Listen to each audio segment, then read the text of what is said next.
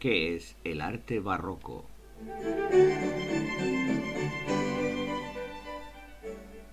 El arte barroco constituye una ruptura definitiva con el clasicismo del arte renacentista. Es una respuesta al lenguaje clásico que ya había puesto en valor el manierismo, pero que ahora se amplifica exagerando la expresión artística hasta límites extremos. Se recargan las decoraciones, se agitan las composiciones, se quiebran los ideales de proporción y equilibrio, y se generaliza el artificio y la desmesura. Es un arte contradictorio, variado, idealista, grandilocuente y sobre todo un arte de la apariencia, que por eso mismo asume una expresión escénica y teatral que hace buena su premisa fundamental. Esse est percipi, lo que parece es.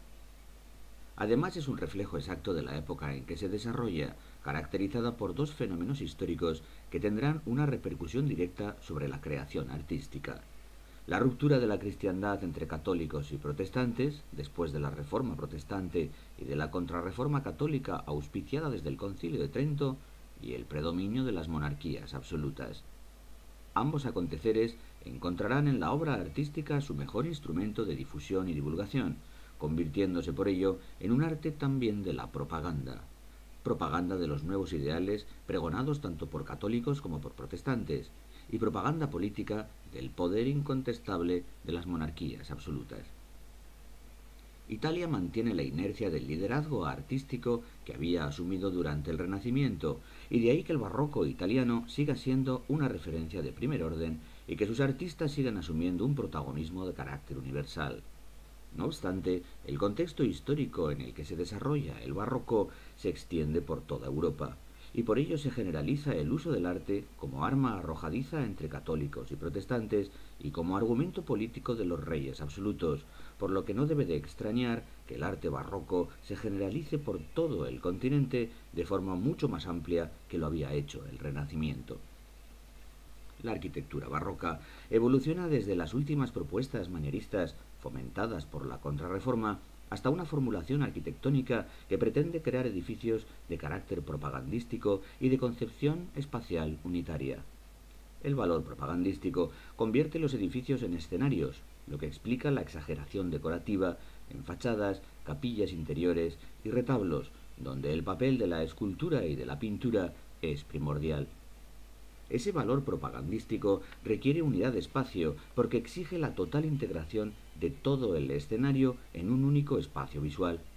Esto explica el éxito de las plantas centralizadas, subrayadas en su unidad por el efecto lumínico y arquitectónico que ofrece la construcción de grandes cúpulas.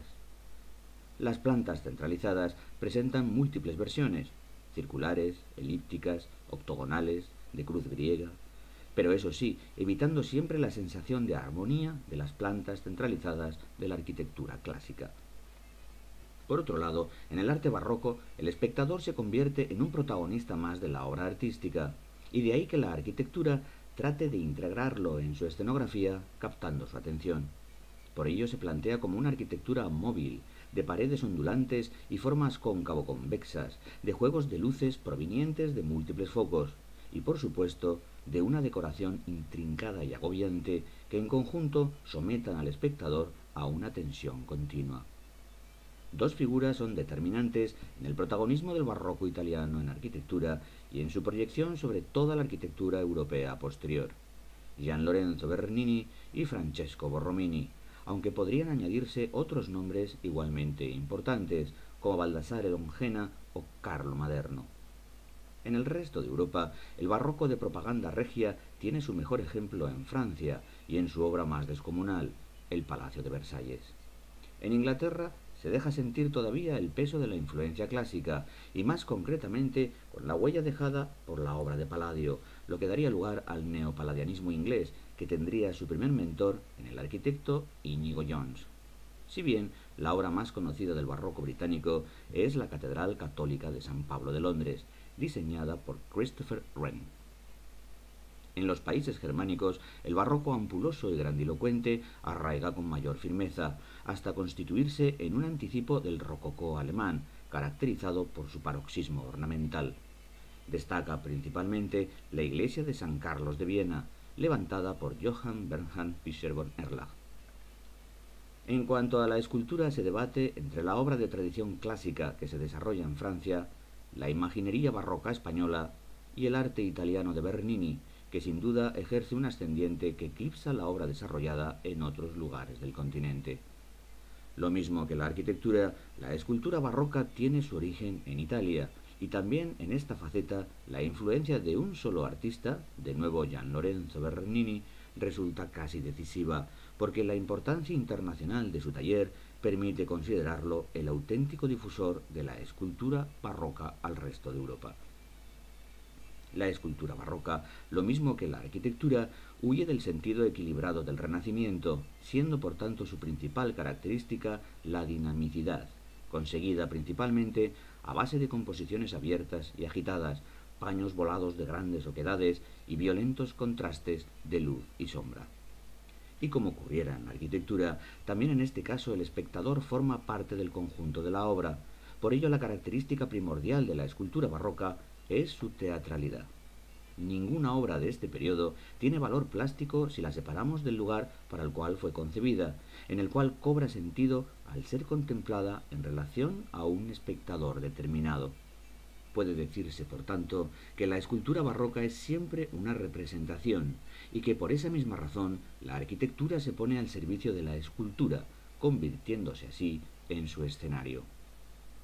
Ese mismo sentido de la teatralidad y de la escultura como representación justifica a su vez la fuerza expresiva que posee esta escultura, tendente por lo mismo en muchas ocasiones a la exageración gestual y al sentido dramático. En España cobra una importancia simbólica la imaginería tallada en madera, que tiene en los pasos de Semana Santa su interpretación teatral y escénica. En cuanto a la pintura, es de una gran variedad y riqueza.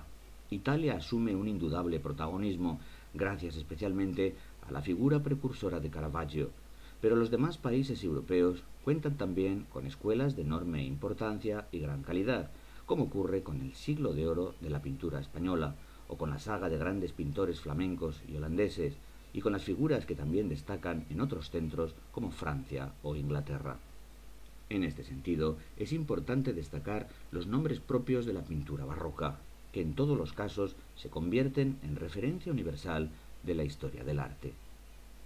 Además de Caravaggio en Italia, lucen con luz propia Pedro Pablo Rubens, Rembrandt y Vermeer de Delft en los Países Bajos, Rivera, Zurbarán, Murillo y por encima de todos ellos la figura insustituible de Velázquez en España. Y en Francia, autores tan diferentes como Nicolas Poussin, Claude Lorrain, Georges Latour o los hermanos Lenin. Dos características definen por sí solas al barroco en pintura: el tenebrismo y el naturalismo pictórico. El tenebrismo consiste en un peculiar tratamiento de la luz, caracterizado por sus violentos contrastes de luz y sombra. El naturalismo es, en cambio, una característica de tipo iconográfico, que representa las escenas religiosas en un entorno coetáneo a la vida en la época del pintor, y al margen, por tanto, de su contexto histórico. Por lo demás, la pintura barroca es de pincelada abierta y de predominio del color sobre el dibujo, de composiciones abiertas, de líneas diagonales y estructuras centrífugas, de luces extremas, y que tiene en el tratamiento del color a su principal protagonista. En efecto, la pintura barroca es muy colorista y encuentra en el estallido cromático un complemento al dinamismo de la composición y al esplendor ornamental típicamente barrocos.